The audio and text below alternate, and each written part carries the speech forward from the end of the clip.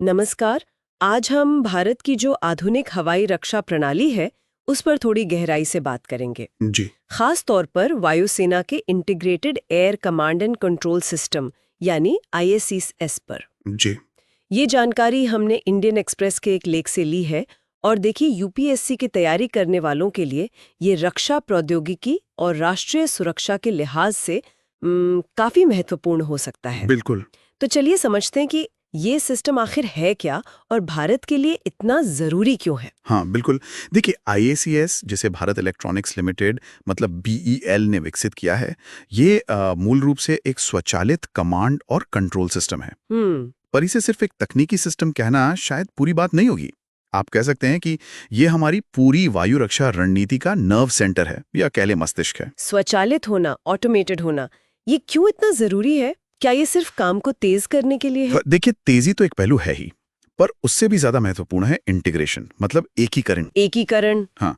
IACS क्या करता है कि जमीनी रडार, हवाई रडार, यहाँ तक कि नागरिक radar network, mobile observation post, airbase, missile units, इन सब अनगिनत स्रोतों से जो डेटा आता है ना, उसको एक साथ लाता है। अच्छा, सब कुछ एक जगह। हाँ, इसका मुख्य उद्देश्य है कि जो हमारे कमांडर हैं उन्हें रियल टाइम में बिना किसी देरी के पूरे हवाई क्षेत्र की एक साफ और इंटीग्रेटेड तस्वीर मिले।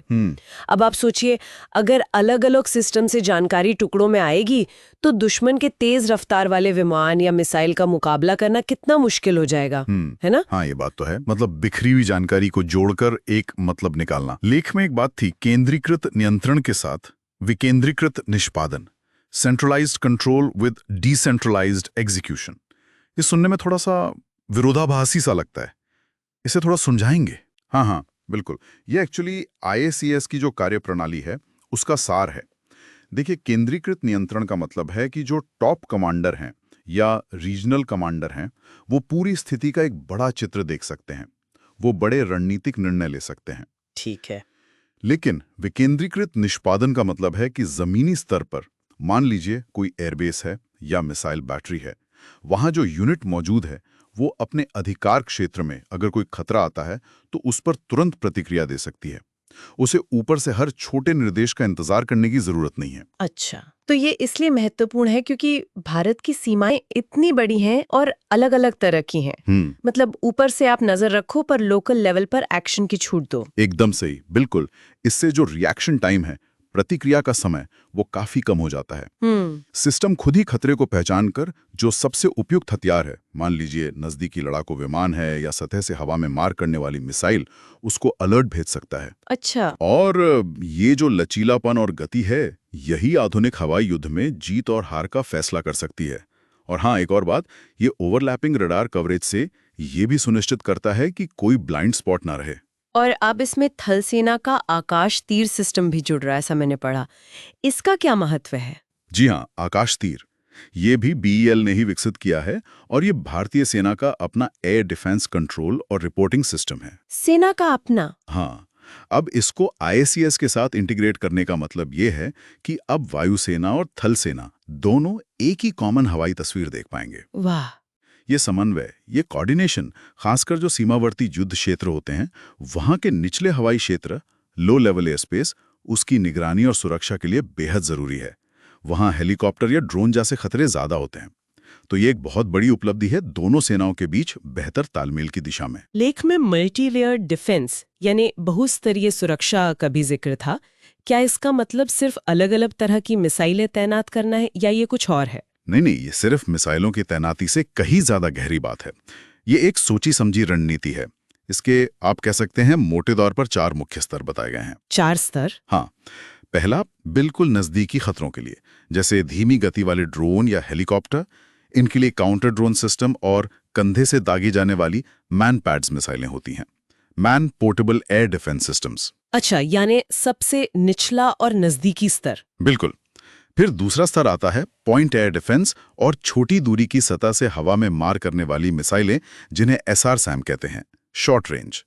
ये थोड़े बड़े और तेज खतरों से निपट सकती हैं। ठीक है। तीसरा स्तर है मध्यम दूरी की मिसाइलों का, यानी MR-SAM, मीडियम रेंज। और चौथा और सबसे बाहरी सुरक्षा घेरा जो है, वो लंबी दूरी की सतह से हवा में मार करने वाली मिसाइलों का है, LR-SAM, लॉन्ग रेंज। ये सैकड़ों किलोमीटर दूर दुश्मन के विमानों या मिसाइलों को भी निशाना बना सकते हैं। तो ये अलग-अलग परतें क्यों जरूरी हैं? क्या एक ही तरह की लंबी दूरी की मिसाइलें काफी नहीं होंगी? नहीं, ऐसा नहीं है। देखिए, खतरे अलग अलग तरह के होते हैं। उनकी प्रकृति, उनकी ऊंचाई, उनकी गति सब अलग होती है।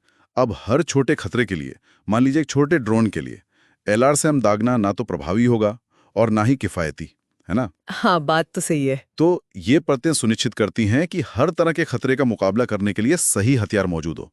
ड्रोन के लिए अलग, लड़ाकू विमान के लिए अलग, शायद बैलिस्टिक मिसाइल के लिए अलग।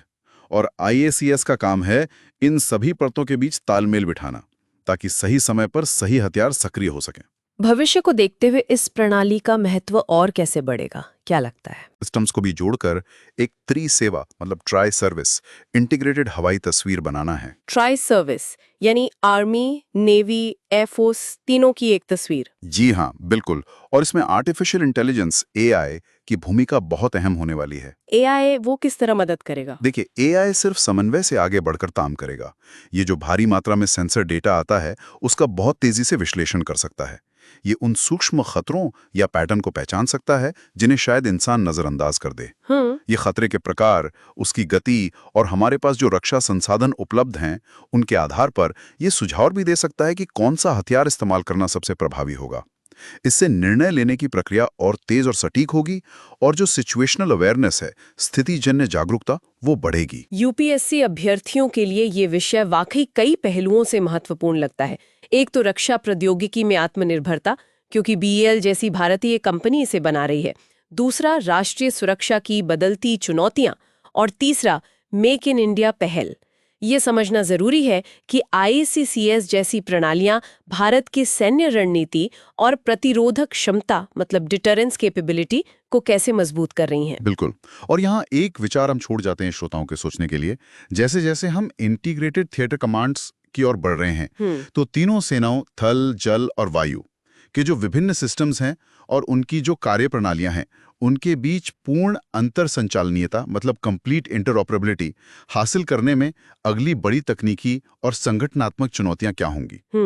क्योंकि सिर्फ सिस्टम्स को जोड़ देना काफी नहीं होगा, उन्हें एक साथ प्रभावी ढंग से काम भी करना होगा।